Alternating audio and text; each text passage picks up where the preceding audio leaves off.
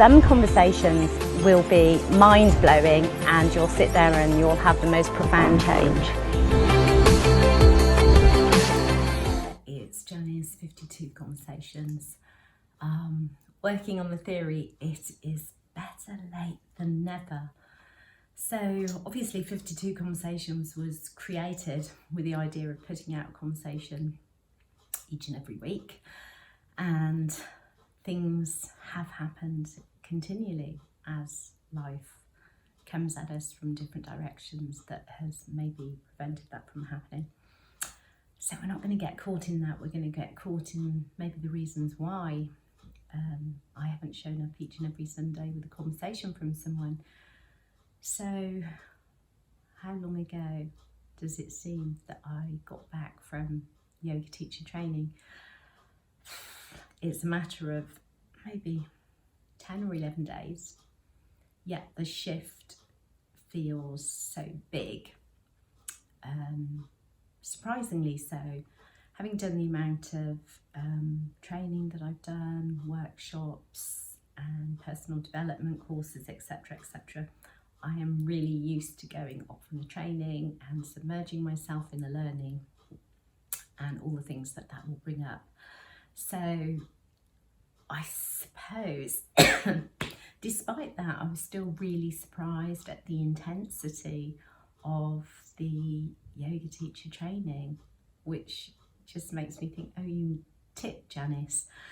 So I suppose if I think about it logically and out of my emotional self, 2 weeks training, super intense, mind, body, movement, exploration, learning, living in a shared space with 3 other people that I didn't know, our 5th person being in all the sessions but not living with us. So loads of different dynamics, loads of different things going on all of the time. And really just fully submerging myself in the memories of that now just makes me smile. And I can chuckle because there were times when I was like, man, this is too intense, this is too much. My 55-year-old body's going to break, or bits of it, which of course didn't happen. And the strength in both mind and body that came from the training is just amazing. So when you put yourself in this space to do something like that, you're basically opening yourself up to anything and everything that may happen mentally, physically and emotionally. If you know me, you'll know that I quite often say my gifts are my superpowers. My gifts are loving and crying. So I think I was the first person to cry. Yay! And for good reasons. I'd thought about it, but not really thought about it in depth, that I would find myself in that 2-week training period approaching the 2nd anniversary of my dad's death. So there were some sort of markers in my mind specifically around that. You know, they showed up early, and just finding yourself in a space, as an example, with one of the teachers chanting, which I love, doing some breath work, setting intentions, and just finding myself really sinking into that experience and just being so open to whatever came. Really joyous stuff, actually. And that's the thing about going on training like that. You learn to explore and peel back some more layers of yourself. And I think I've done quite a lot of work on myself, and a couple of days in I was thinking, no man, you've only just started. And isn't that the beauty of the journey, that you're aware enough to know, oh, the journey just started then.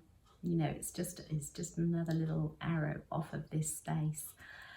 And you know, being in a place with people that have come to do the training for their own reasons, with their own stories, with their own emotions, with their own opinions. You know, there were some times that it was like, uh-oh, there's going to be trouble in the house.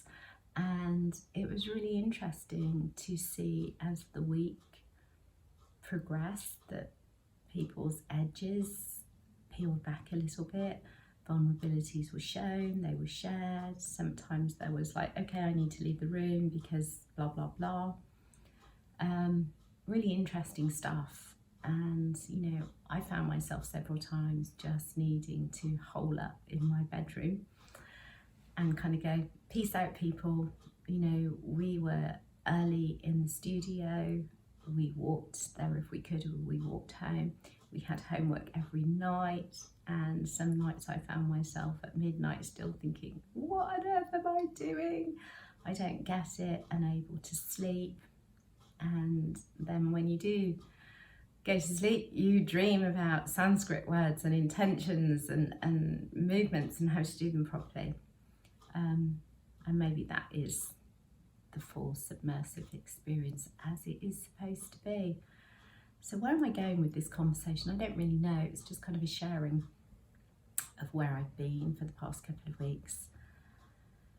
So now I'm back, and the yoga wellbeing with Janis is in its infancy. Something I've been waiting a long time for. The universe conspired to keep me away from training, and I've had this deep desire to morph yoga with the therapeutic interventions or the coaching interventions, whatever it is you want to call them. And having done the training in an amazing space, shout out to TK Yoga in Framlingham, with being held by beautiful people with pure intentions, a white witch or two might have been there, and a magical man. Being held in that space and being able to express my full self, my quirkiness, my craziness, my weirdness, was just a beautiful thing. So maybe that is the thing to take from this, to seek to find ways to embrace your fullest version of yourself in this moment. Embrace it all, love it all. Really, love is all we ever are, and loving yourself is so damn important. So I'm going to end here with a reminder to love yourself. And maybe you can sit for a moment with me and just say, I love myself. I love myself. I love myself. And yeah, here's to the next little conversation with 52. Have a great day.